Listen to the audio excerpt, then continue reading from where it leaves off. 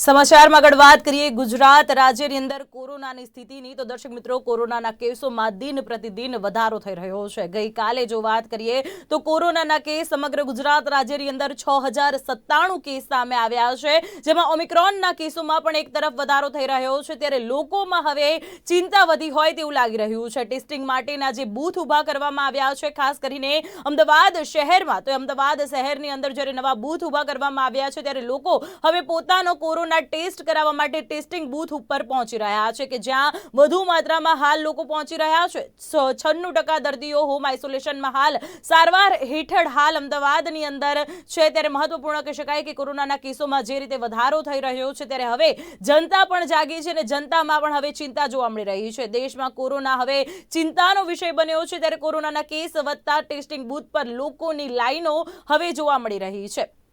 મહત્વપૂર્ણ કહી શકાય કે જે રીતે કોરોનાના કેસો વધી રહ્યા છે તેમાં ખાસ કરીને અમદાવાદની વાત કરીએ તો અમદાવાદમાં દિવસે ને દિવસે કોરોનાના કેસ સૌથી વધારે વકરી રહ્યા છે। અમદાવાદમાં નવા હાલ 21 માઇક્રો કન્ટેનમેન્ટ ઝોન પણ જાહેર કરી દેવામાં આવ્યા છે, જ્યારે સમગ્ર ગુજરાત રાજ્યની વાત આવે કોરોનાના કેસની તો જેમાં સૌથી વધુ કેસ અમદાવાદ શહેરની અંદર આવતા હોય છે, ત્યારે સતત ત્રીજી વાર 6000થી વધુ કેસ ગુજરાત રાજ્યની અંદર આવવા પામ્યા છે। ત્યારે 96% દર્દીઓ હાલ હોમ આઇસોલેશનમાં સારવાર હેઠળ છે, એટલે કે કોરોનાનો જે નવું વેરિયન્ટ છે ઓમિક્રોન, તેમાં જે દર્દીની હાલત છે તે ગંભીર નથી થતી, પરંતુ તેમને હોમ આઇસોલેટ કરવામાં આવે છે। તો દર્શક મિત્રો, જે રીતે અમદાવાદની અંદર કોરોનાના કેસમાં વધારો થઈ રહ્યો છે, ટેસ્ટિંગ બૂથો ઉપર લાઈનો વધી રહી છે, તેની સમગ્ર વિગત સાથે અમારી સાથે લાઈવ જોડાઈ ચૂક્યા છે અમારા સંવાદદાતા ભૂમિકા વાલસુર। જે ભૂમિકા, હાલ કોરોનાના કેસોમાં વધારો થઈ રહ્યો છે, સૌથી વધુ કેસ અમદાવાદ શહેરની અંદર સામે આવી રહ્યા છે, ત્યારે ટેસ્ટિંગ બૂથ ઉપર કેવા પ્રકારની પરિસ્થિતિ હાલ?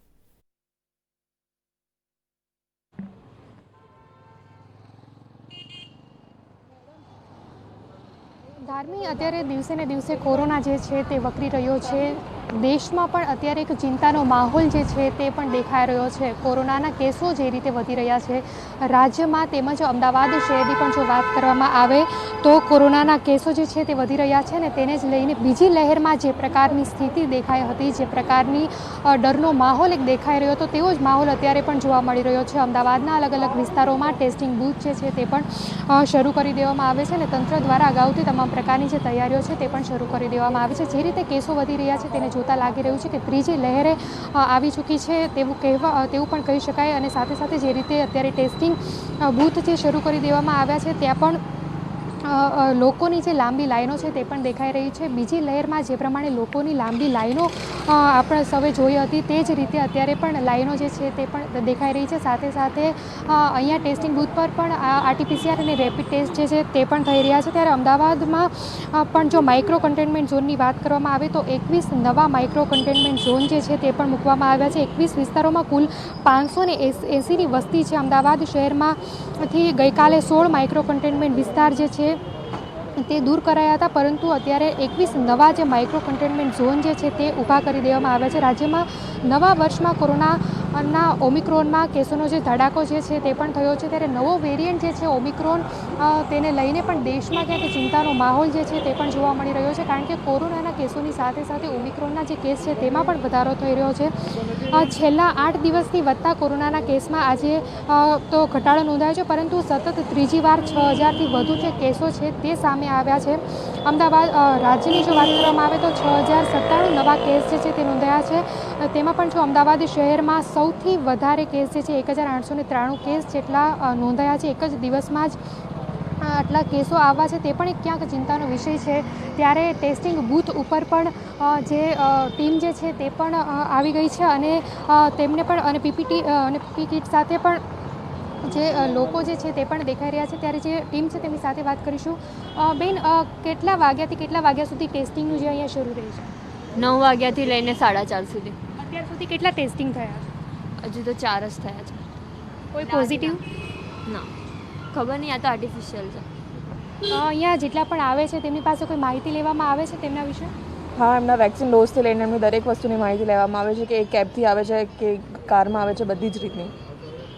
બિલકુલ, તો અહીંયા જેટલા પણ લોકો આવી રહ્યા છે તેમની પાસેથી પણ માહિતી જે છે તે પણ લેવામાં આવી રહી છે। સાથે સાથે જે પ્રિકોશન ડોઝ જે છે તે પણ ગઈકાલથી તેનો પ્રારંભ થઈ ચૂક્યો છે અને જે રીતે કોરોનાના કેસો વધી રહ્યા છે તેને લઈને દેશમાં પણ ક્યાંક અત્યારે ડરનો માહોલ જે છે તે પણ જોવા મળી રહ્યો છે। તંત્ર દ્વારા દ્વારા અગાઉથી જે તમામ પ્રકારની જે તૈયારીઓ છે તે શરૂ કરી દેવામાં આવી છે. ત્રીજી લહેરનો જે ભય જે છે તે અત્યારે સમગ્ર દેશ ઉપર મંડરાઈ રહ્યો છે અને સાથે જ જે રીતે ટેસ્ટિંગ બૂથ પર અત્યારે લોકોની જે લાંબી લાઈનો છે તે પણ દેખાઈ રહી છે અને સાથે સાથે જે રીતે બીજી લહેરમાં જે પ્રકારની સ્થિતિ જોવા મળી હતી તેવું જ અત્યારે ક્યાંક તેવા જ દ્રશ્યો જે છે તે પણ જોવા મળી રહ્યા છે. રાજ્યમાં અત્યાર સુધીમાં 8,68,301ના જેટલા રિપોર્ટ છે તે પોઝિટિવ આવ્યા છે, જ્યારે મૃત્યુઆંક 10,130 જેટલો જે નોંધાયો હતો. પરંતુ અત્યારે જે રીતે વાત કરવામાં આવે તો કોરોનાના કેસો જે રીતે વધી રહ્યા છે તેને લઈને દેશ ઉપર ક્યાંક અત્યારે ચિંતાનો માહોલ જે છે તે જોવા મળી રહ્યો છે, ત્યારે ટેસ્ટિંગ બૂથ ઉપર પણ લોકોની જે લાંબી લાઈનો છે તે નજરે પડી રહી છે. જીદાર જી ભૂમિ, જે રીતે આપ દ્વારા જે દ્રશ્યો બતાવવામાં આવ્યા અને આપણે જોઈ રહ્યા છે કે ગુજરાત રાજ્યની અંદર જે 6,000ની ઉપર જે આંકડો છે કોરોનાના કેસનો તે પણ જતો રહ્યો છે, જેમાં સૌથી વધુ કેસ અમદાવાદ શહેરની અંદર આવતા હોય છે. તો હવે આ ગુજરાત રાજ્યની અંદર કોરોનાની ત્રીજી લહેરની શરૂઆત કહી શકાય?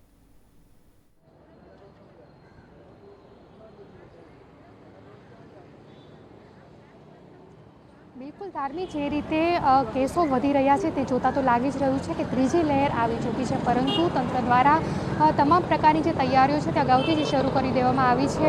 જેટલા પણ જાહેર સ્થળો છે ત્યાં પણ ટેસ્ટિંગ બૂથ જે છે તે ઊભા કરી દેવામાં આવે છે. સાથે જ વેક્સિનેશનની પ્રક્રિયા છે તે પણ ઝડપી બનાવી દેવામાં આવી છે અને લોકો પણ હવે ક્યાંક જાગૃત થઈ રહ્યા હોય તેવું દેખાઈ રહ્યું છે. પરંતુ મોટાભાગના લોકો હજુ પણ જાહેર સ્થળોએ એકઠા થતા નજરે પડે છે અને માસ્ક તેમજ સોશિયલ ડિસ્ટન્સ વગર પણ નજરે પડે છે. અને સાથે જ અત્યારે જે ટેસ્ટિંગ સેન્ટર પર પણ લોકો જે છે તે ટેસ્ટિંગ માટે આવી ગયા છે અને દિવસ દરમિયાન આ પ્રક્રિયા જે છે તે આખો દિવસ શરૂ રહે છે અને લોકો જે છે તે પણ અહીંયા RT-PCR અને રેપિડ ટેસ્ટ માટે આવતા હોય છે. ત્યારે ત્રીજી લહેરની જો વાત કરવામાં આવે તો અમદાવાદમાં અત્યારે સૌથી વધારે કેસો જે છે તે જોવા મળી રહ્યા છે અને અમદાવાદ શહેરમાં પણ અત્યારે એક ચિંતાભર્યો માહોલ જે છે તે જોવા મળી રહ્યો છે.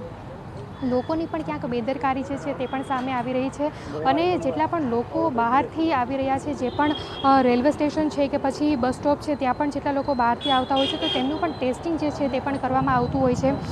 સાથે જ ત્યાં પણ જે ટેસ્ટિંગ બૂથ છે તે પણ ઊભા કરી દેવામાં આવ્યા છે અને બહારથી હજારોની સંખ્યામાં રોજ લોકો અવર જવર કરતા હોય છે, ત્યારે તે લોકોનું ટેસ્ટિંગ કરવું પણ જે છે તે પણ જરૂરી છે. સાથે જ જે રીતે પ્રિકોશન ડોઝની જે શરૂઆત છે તે પણ ગઈકાલથી જ તેનો પ્રારંભ થઈ ચૂક્યો છે અને તંત્ર દ્વારા હાલ જે તૈયારીઓ છે તે પણ શરૂ કરી દેવામાં આવી છે. જી ભૂમિ, જે રીતે હાલ ટેસ્ટિંગ ડોમ ઉપર જે લોકો અત્યારે કોરોના ટેસ્ટિંગ કરાવવા માટે પહોંચી રહ્યા છે તેઓ દ્વારા આ કોરોનાની જે સમગ્ર ગાઈડલાઈન છે તેનું પાલન કરવામાં આવી રહ્યું છે. જે લોકો હાલ ત્યાં લાઈનમાં ઊભા છે તેમણે માસ્ક પહેરેલું છે, સોશિયલ ડિસ્ટન્સિંગ તેમના દ્વારા જાળવવામાં આવ્યું છે કે કેમ?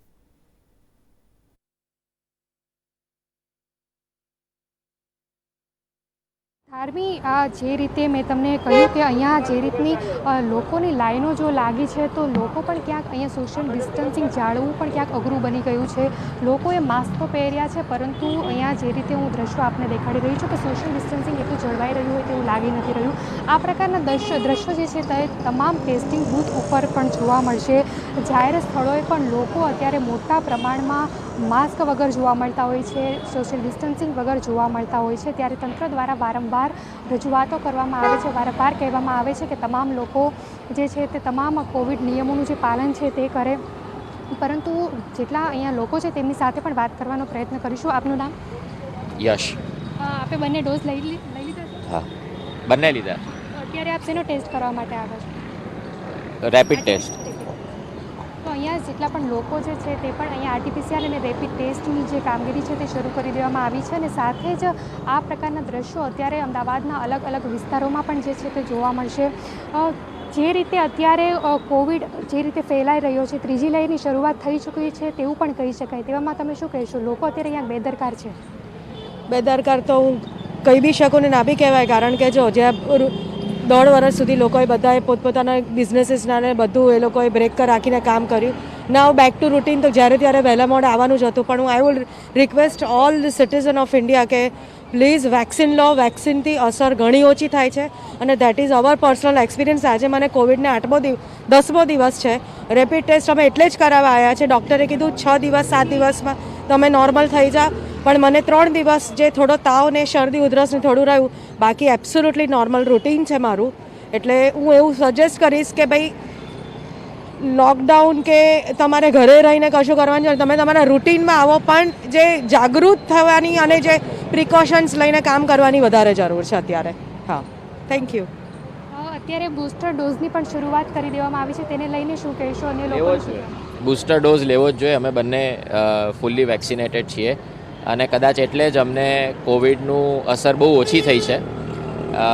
બીજા બધાના સાંભળીએ છીએ એના કરતાં અમને એનું પ્રમાણમાં ઘણું રાહતથી અમે આમાંથી પાસ થઈ ગયા. આજે જેમ કીધું કે 8મો દિવસ છે અને અમે નેગેટિવ છીએ કે નહીં એ ચેક કરવા આવ્યા છીએ.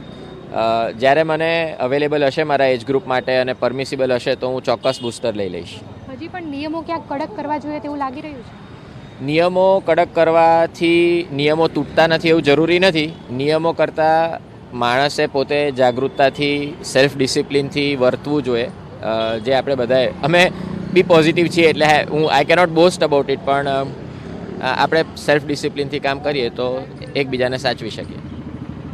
તો લોકો પણ એવું કહી રહ્યા છે કે તમામ લોકોએ પણ અત્યારે જાગૃત થવાની જરૂર છે, કારણ કે જે રીતના દ્રશ્યો અત્યારે અમદાવાદ શહેરમાં જોવા મળી રહ્યા છે, જે રીતે લોકો એકઠા થઈ રહ્યા છે અને તંત્ર દ્વારા પણ વારંવાર રજૂઆતો કરવા છતાં પણ લોકો જે છે તેમની બેદરકારી ક્યાંક નજરે પડી રહી છે, તો તે આગામી સમયમાં ક્યાંક ચિંતાનો વિષય પણ બની શકે છે. જે રીતે અત્યારે દિવસે ને દિવસે કોરોનાના કેસો જે છે તે વધી રહ્યા છે, તેમાં પણ અમદાવાદ શહેરમાં બીજી લહેરમાં જે રીતનું મોતનો તાંડવ જે છે તે તમામ લોકોએ જોયો હતો, તે જ રીતના દ્રશ્યો ફરી વખત જોવા ના મળે તે જ રીતની અત્યારે તંત્ર દ્વારા પણ તૈયારીઓ કરી દેવામાં આવી છે. તમામ જેટલા પણ વિસ્તારો છે અમદાવાદ શહેરમાં ત્યાં પણ ટેસ્ટિંગ બૂથ જે છે તે શરૂ કરી દેવામાં આવી છે. સાથે સાથે જેટલા પણ બસ સ્ટોપ છે કે પછી રેલવે સ્ટેશન છે, એરપોર્ટ છે, ત્યાં પણ ટેસ્ટિંગ બૂથ પણ શરૂ કરી દેવામાં આવ્યા છે અને સાથે સાથે વેક્સિનેશનની પ્રક્રિયા જે છે તે પણ કરી દેવામાં આવી છે. પરંતુ હજુ પણ ઘણા બધા લોકો એવા છે જે તે પોતાની બેદરકારી જે છે તે ક્યાંક દેખાડી રહ્યા છે. પરંતુ અત્યારે ટેસ્ટિંગ બૂથ પર પણ લોકોની જે રીતે લાંબી લાઈનો છે તે દેખાઈ રહી છે અને સાથે જ અત્યારે ટેસ્ટિંગ બૂથ પર જે પ્રક્રિયા જે છે તે પણ શરૂ કરી દેવામાં આવી છે.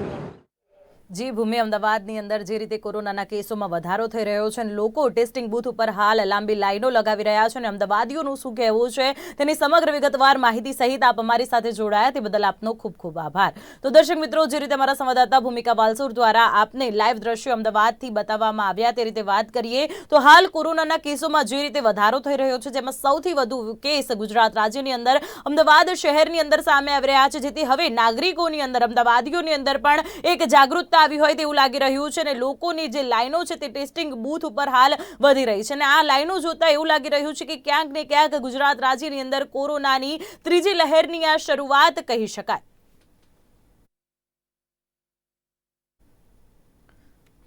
સમાચારમાં આગળ વાત કરીએ તો ભારત અને સાઉથ આફ્રિકા વચ્ચેની ત્રીજી અને છેલ્લી સિરીઝ ડિસાઇડર ટેસ્ટ મેચ આજે 2 વાગ્યાથી કેપટાઉનમાં શરૂ થશે. બંને ટીમો એક મેચ જીતીને ત્રીજી